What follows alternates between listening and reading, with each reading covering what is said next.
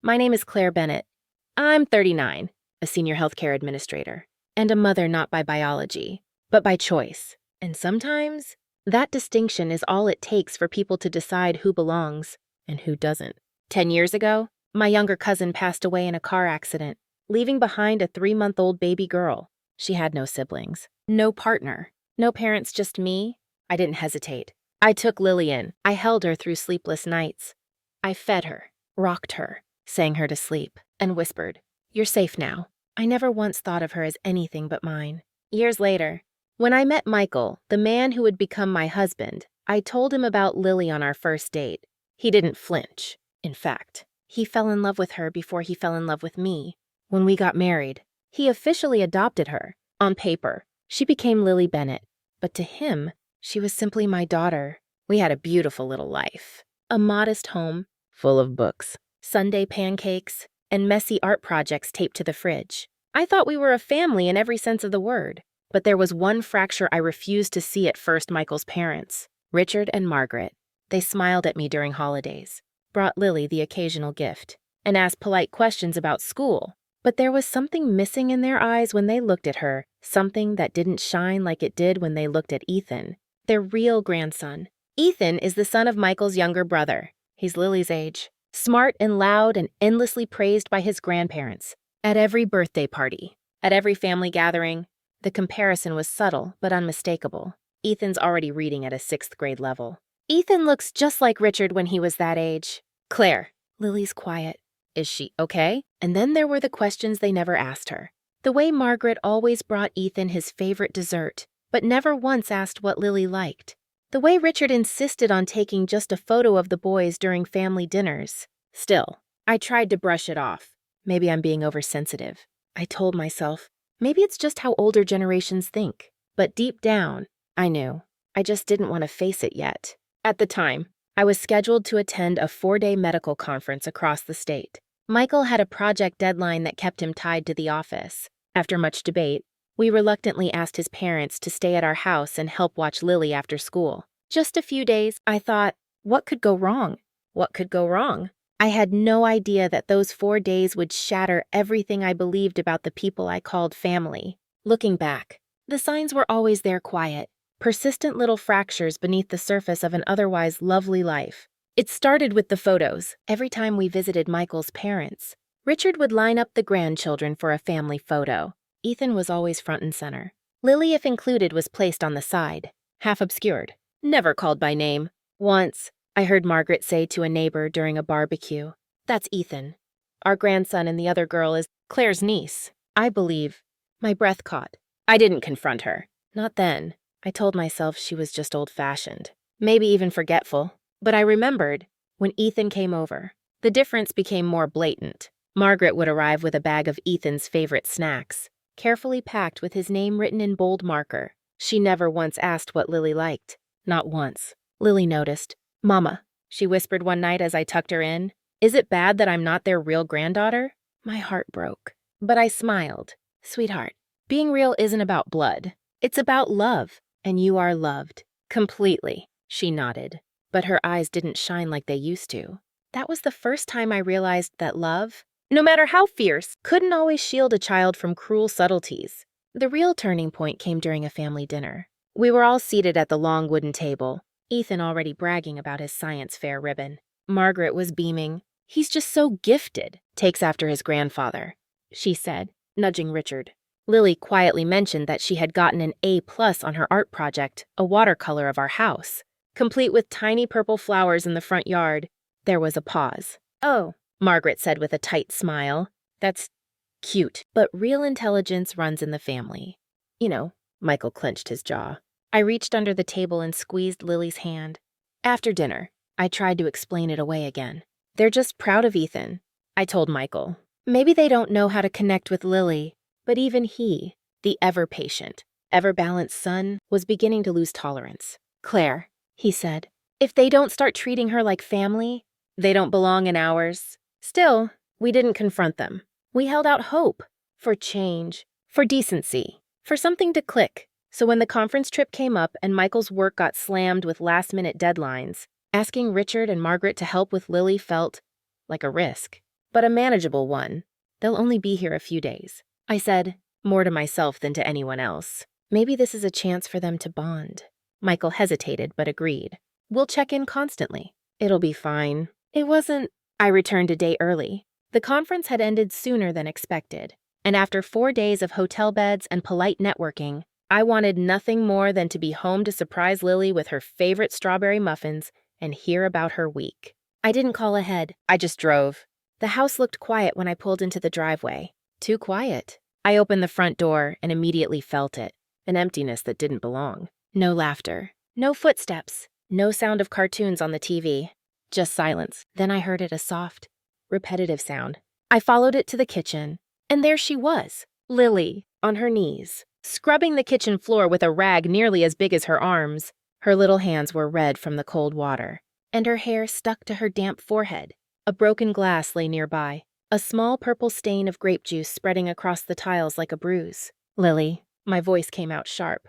Too loud. She jumped and looked up at me, eyes wide, not with relief but guilt. I'm sorry. Mama, she whispered immediately. I spilled the juice. They said I had to clean it. I didn't mean to make a mess. I swear. Where are they? I asked, my throat dry. They took Ethan to the amusement park. They said I wasn't allowed to go because I'm not. Family, my vision blurred. For a moment, I couldn't move. Then something ancient and sharp and cold rose in my chest. I knelt beside her and touched her cheek. You're done, I said softly. Get up! Sweetheart, you're done. She flinched when I reached for her hand. That broke me more than anything else. I wrapped her in my coat, carried her to the living room, and called Michael. He picked up on the first ring. Hey, how's the... They left her alone, I said, keeping my voice steady. Made her clean the floor. Took Ethan to the park. She hasn't eaten. She's shaking. I'm taking her to the pediatrician. And then we are having a very different kind of family meeting. There was a pause. I'm on my way, he said, his voice steel. I'll handle them. 20 minutes later, Margaret and Richard returned, holding balloons and churros, laughing with Ethan, the moment they saw me standing by the door, holding Lily's jacket and the broken glass. Their faces fell. Claire, Margaret began, you're home early. Get out, I said. Now, Richard stepped forward. Don't overreact. It was just a little... She's 10. You left a 10-year-old alone to scrub the floor while you took her cousin to a theme park. I snapped. You don't get to justify that. You don't get to speak to her again. You don't get to walk into this house like nothing happened. You're being emotional. Margaret tried again. She's not even your real... She's more real to me than either of you ever will be, I said. And with that, I shut the door behind them. Michael arrived in less than an hour. He didn't knock. He didn't pause. He walked straight through the door, past me, and into the living room where Lily was curled up in a blanket, clutching her stuffed bear like it was the only solid thing left in the world. He sat beside her on the couch, gently touched her shoulder, and whispered, I'm so sorry, sweetheart. She nodded once, but didn't speak. Then he stood and turned to me. Tell me everything. I did, slowly, calmly. Every word felt like breaking something sacred. But I told him everything, how she was scrubbing the floor, how she was told she wasn't family, how she hadn't eaten, how she flinched when I reached for her. Michael didn't raise his voice. He didn't punch a wall. But something inside him locked into place in anger too cold for shouting. I'm calling them, he said. I didn't stop him. He stepped outside. I watched through the window as he spoke into the phone, his hand clenched, his body motionless. I didn't need to hear the words. I could feel them. When he returned, he looked exhausted but firm. They're not allowed near her again. Not in this house. Not at events. Not even through a screen. If they want us, they accept all of us, or they lose all of us. I nodded. We didn't hug. We didn't cry. We were past that. We were two parents standing in the wreckage of something we thought was a family, ready to rebuild from what was left. The next day, we sat Lily down and told her, no more secrets. No more being polite at your expense. You don't ever have to prove you belong here, I said. You already do. She blinked at us. Even if they hate me. Michael leaned forward. They don't hate you, Lily. They're just wrong. And when people are wrong, it's not your job to fix them. It's our job to protect you. She didn't say anything right away. Then she whispered, okay. And for the first time in days, she reached for my hand not because she was afraid, but because she wanted to. That night, we changed the locks. Later, after Lily had fallen asleep between us, One small hand wrapped around my thumb, I sat with Michael at the kitchen table in silence. The house was still, but my mind raced. I should have seen this sooner, I finally said. I saw the signs. I ignored them. He didn't argue. He didn't reassure me with false comfort. Instead, he reached across the table and took my hand. We both did, he said. We wanted to believe family meant safety. I nodded. Not anymore. From now on, we don't play nice. We protect her first. We start tomorrow, he agreed. New rules. New boundaries. And if anyone crosses them, they're out. We stayed at that table for a long time, mapping out our plan like generals before a war we hadn't asked for. No more letting comments slide. No more silent tolerance. Lily's healing would begin, and so would our fight to never let it happen again. The morning after we changed the locks, Michael made a call that felt bigger than it sounded. He called his younger brother Ethan's father and told him what had happened. Not to demand an apology, not to stir drama, just the truth. Laid bare. He deserved to know who was shaping his son's view of family. Then he called his parents. Again.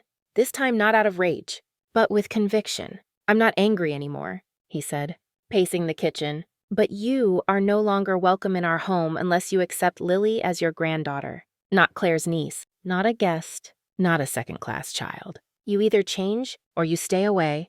There was shouting on the other end. Michael didn't flinch. He simply said, "Then goodbye," and hung up. That afternoon, he sat with Lily in the garden and showed her how to plant snapdragons. It was something his mother once taught him before all the expectations, the judgments, the quiet rejections. Now he passed it on, not to honor her, but to rewrite the memory with someone who mattered. Lily was quiet, still unsure, still fragile, but she asked questions, dug her fingers into the dirt. When a worm wriggled out, she screamed, then laughed.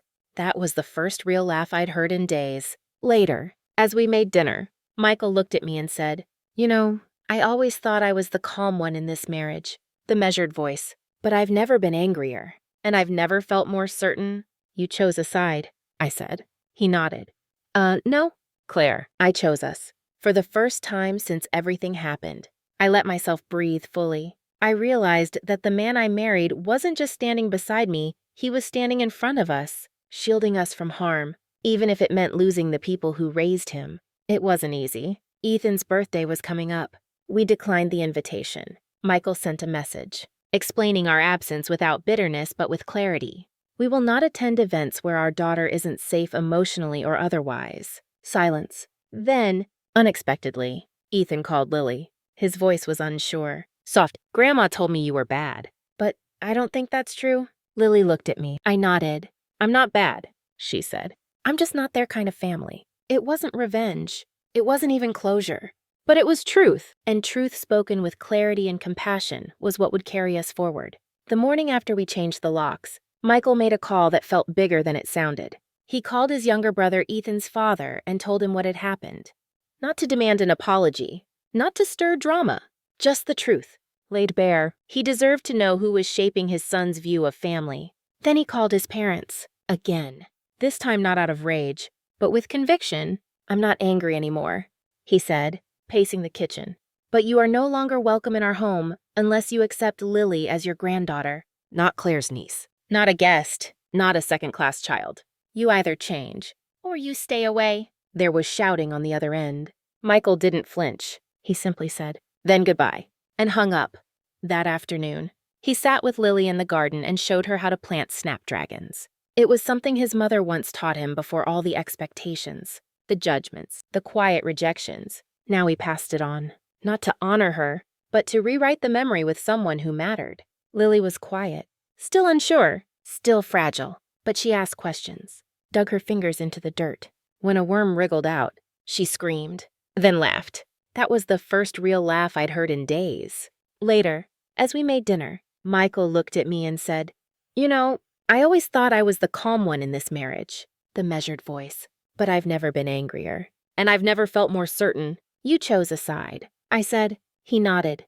"No, Claire, I chose us. For the first time since everything happened, I let myself breathe fully. I realized that the man I married wasn't just standing beside me, he was standing in front of us, shielding us from harm, even if it meant losing the people who raised him. It wasn't easy. Ethan's birthday was coming up. We declined the invitation. Michael sent a message, explaining our absence without bitterness, but with clarity. We will not attend events where our daughter isn't safe emotionally or otherwise. Silence. Then, unexpectedly, Ethan called Lily. His voice was unsure. Soft. Grandma told me you were bad, but I don't think that's true. Lily looked at me. I nodded. I'm not bad, she said. I'm just not their kind of family. It wasn't revenge. It wasn't even closure. But it was truth. That weekend, Michael drafted a document. Not legal. Not official, but something we would both sign and keep. He called it our family boundaries. It listed the things we would never tolerate again. Favoritism, exclusion, backhanded compliments, forced politeness. At the bottom, it said in bold, Lily comes first. Always. We shared it with our therapist, who said, this isn't just about protecting her. It's about reparenting yourselves too, redefining what family is allowed to be. Michael took it seriously. He began noticing moments where his own language slipped. He caught himself almost saying, your daughter, to someone, and stopped. No, our daughter, he corrected. Every time he did that, Lily looked taller. One evening, Lily brought home a drawing from school.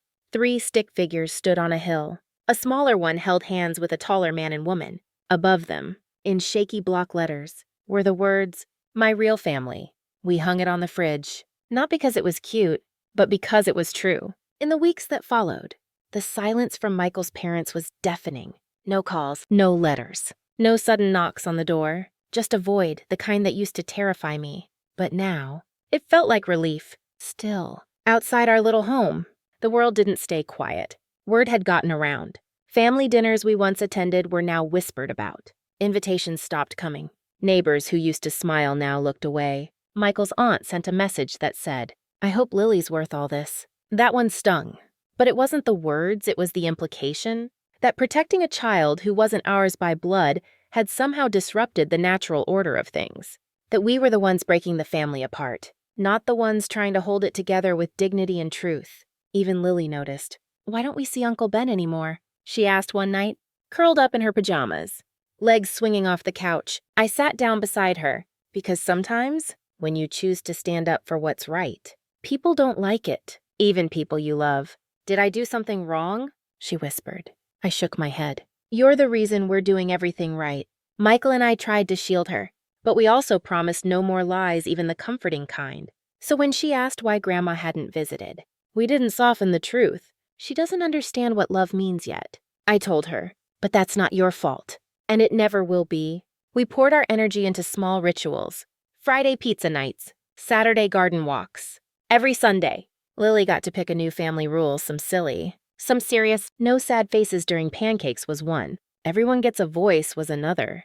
Through those tiny acts, we weren't just parenting, we were rebuilding. Still, the grief lingered in unexpected moments. I found Michael one evening sitting alone in the garage, staring at an old box of photographs, childhood birthdays, camping trips, Christmases where everyone smiled like nothing could ever fracture. He looked up when I entered, eyes hollow. I thought they loved me, he said, and now I'm not sure if they ever really did or if I was just what they expected me to be. I knelt beside him.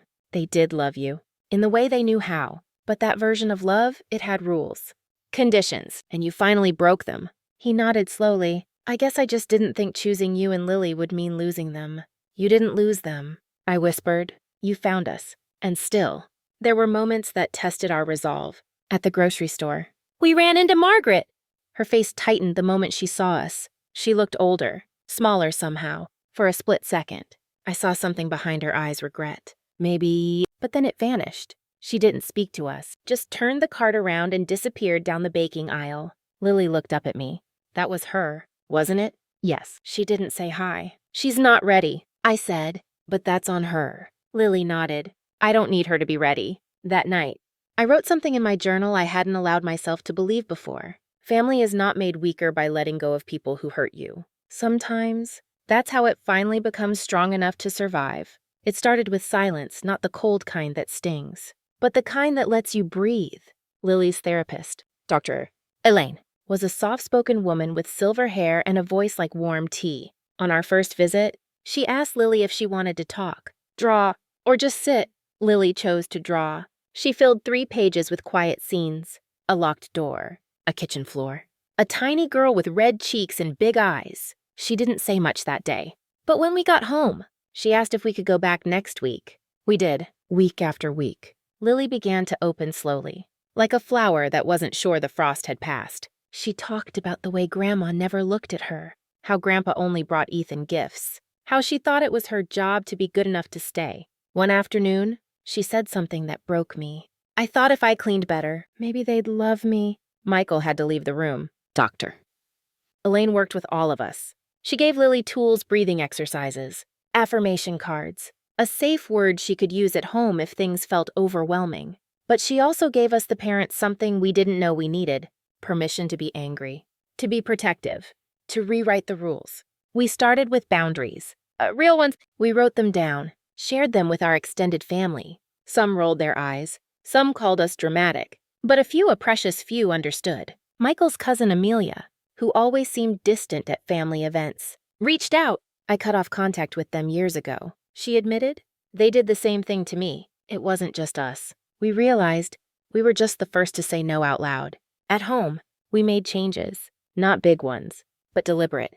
We created a feelings corner in the living room with pillows, journals, and noise-canceling headphones. We let Lily pick out a nightlight that made stars spin on her ceiling, her idea of safe. We also built connection rituals. Every Tuesday, we had what Lily called truth time. One question, no judgment. What's something you were scared of this week? What made you feel brave? Sometimes the answers were silly spiders, a math quiz, but sometimes they were not. Being alone with them, she said once, even when they smiled. At school, Lily began drawing again. Her teacher emailed us. She's quieter than most, but when she speaks, the other kids listen. That line stayed with me. Quiet strength, the kind that doesn't shout, but stands. Michael flourished in the quiet, too. He stopped apologizing for things that weren't his fault. When someone asked about his parents, he stopped hesitating. We're not in contact, he would say. And then, gently but firmly, it's what's best for our daughter. Not everyone agreed, but he didn't need them to. One evening, Lily surprised us. Can we write them a letter? She asked. Not a mean one. Just so I can stop thinking about it. We said yes. She spent an hour writing. When she finished, she folded the page in half and handed it to me. It read, "Dear Grandma and Grandpa, I don't want to hate you, but you made me feel like I didn't matter. That was wrong. I hope you learn how to love better. But I won't wait for you. Goodbye."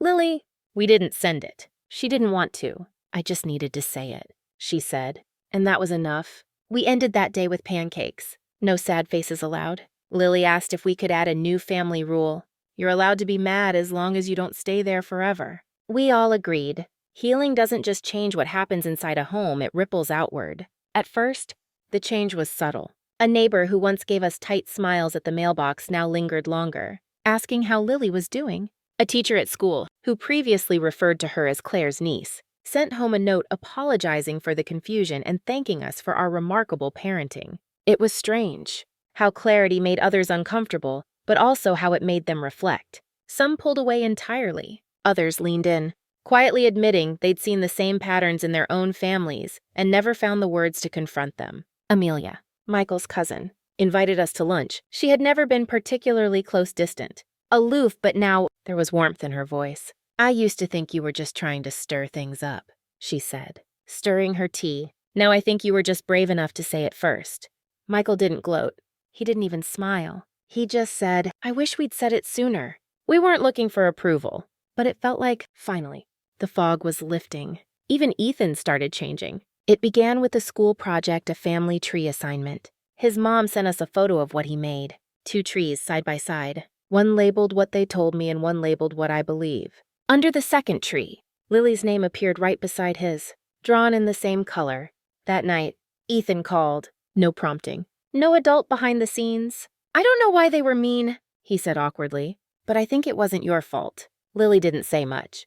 Just, thanks. But she kept the picture he sent and taped it inside her sketchbook. Later, I found her drawing again this time. A large oak tree with people sitting underneath it. All of them smiling. All of them holding hands. No labels. That same week, our therapist asked Lily, how do you feel when people say you're adopted? She tilted her head. I feel like I'm lucky. I got chosen twice. Elaine smiled. That's one way to look at it. Michael and I exchanged a glance, a mix of pride and disbelief, not because she had said something profound, but because it came with such ease.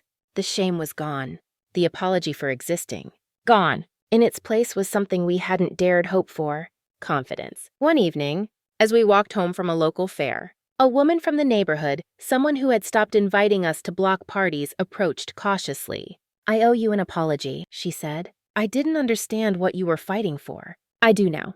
We didn't need her apology, but we accepted it not for her, but for ourselves. Because sometimes, healing isn't just about what you leave behind.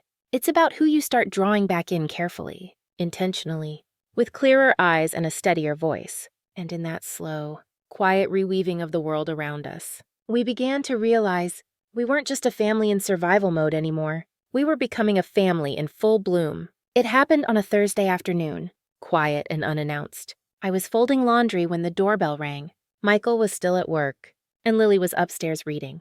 I wiped my hands, walked to the door, and froze. Margaret stood on the porch, holding a small tin in her hands. She looked older. Not just tired, thinner, paler, like someone who had been carrying something far heavier than she knew how to put down. "Claire," she said, voice hoarse. I don't expect to be let in." I didn't say anything. I didn't move. She held the tin out.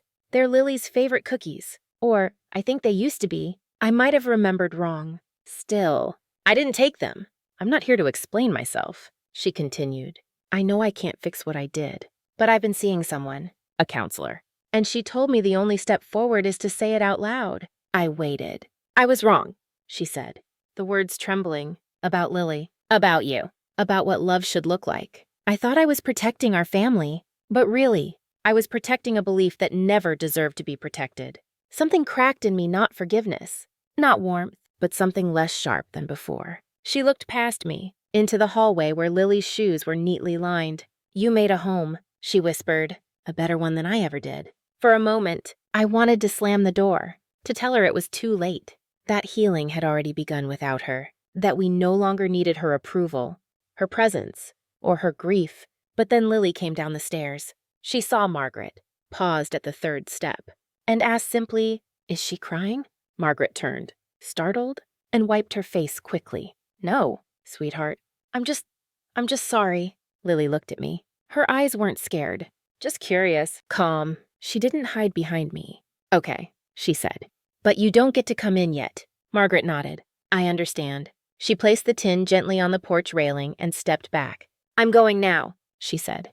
"Thank you for opening the door. Even if it doesn't open all the way." I didn't answer, just closed the door behind her slowly, without slamming it. Later that night, Lily opened the tin and peeked inside.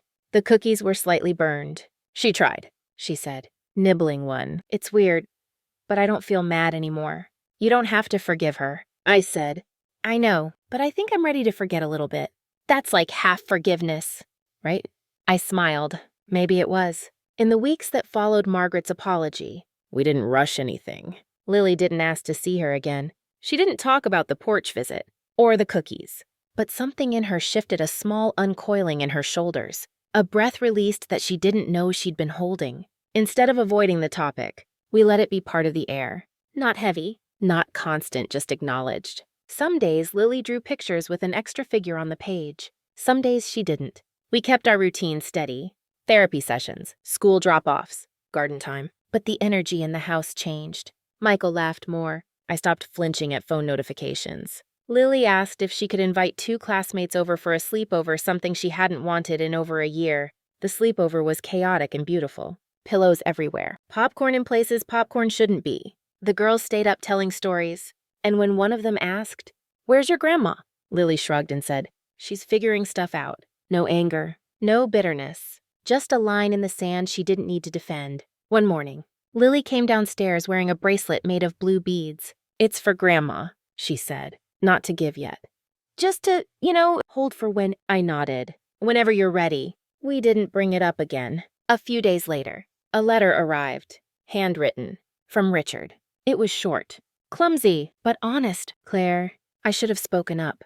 I should have known better. I let pride make me cruel. And I watched the people I love walk away because I couldn't let go of an idea that never served anyone. Tell her I miss her. I understand if that's not enough. Richard." I read it twice before showing Michael. He didn't say much, just took a long breath and said, "At least it wasn't too late." That night, Lily placed the bracelet in a small box. "Still not giving it yet," she said, "but it's getting closer. Recovery doesn't look like celebration. It looks like consistency. It looks like people trying again, but slower, softer, and in those quiet acts letters, bracelets, sleepovers, our little world grew sturdier. Not perfect, but finally, forgiveness didn't come to me like a sunrise. It wasn't soft or sudden or beautiful. It came like a negotiation between two versions of myself, the protector and the wounded. I had spent so long guarding Lily, building walls around her heart and mine, and I was proud of those walls. They had kept her safe. They had kept me focused.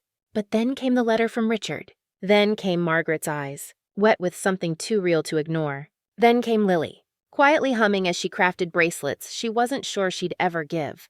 And I started to wonder, what if forgiveness didn't mean letting someone off the hook? What if it meant showing Lily that strength doesn't always look like distance? One afternoon, I sat with Dr. Elaine and asked, "Is it possible to forgive someone without letting them back in?" She smiled gently. "Forgiveness is about you. Reconnection is about them. You can do one without the other, or both, if they earn it."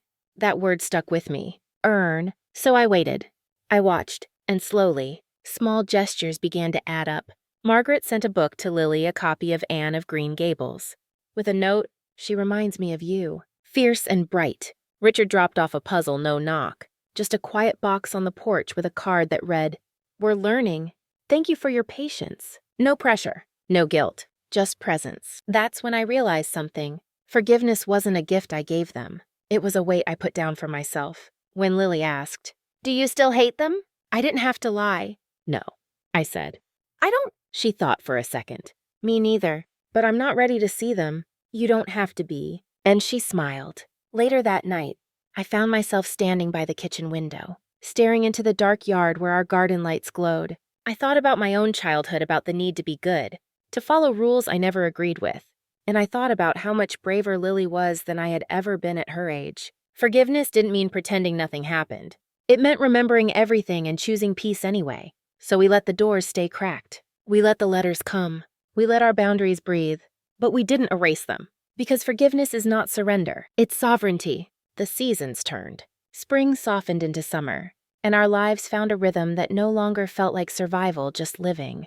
Lily was thriving. She joined the art club at school. Her drawings changed brighter colors, fuller figures, fewer shadows. One day she came home with a portrait of our family, Michael in his garden hat, me holding a mug of tea, and her in the middle, arms stretched wide, a sun behind us all. We framed it. Margaret and Richard weren't part of it. Not yet, but there was space on the side, a tree. Unfinished. She called it, maybe. One Saturday, we went hiking, just the three of us. The trail wasn't difficult, but it was long enough for conversation to stretch and settle. At the top, we sat on a bench overlooking a quiet lake. Lily pulled out a peanut butter sandwich and said, "This is my favorite kind of day."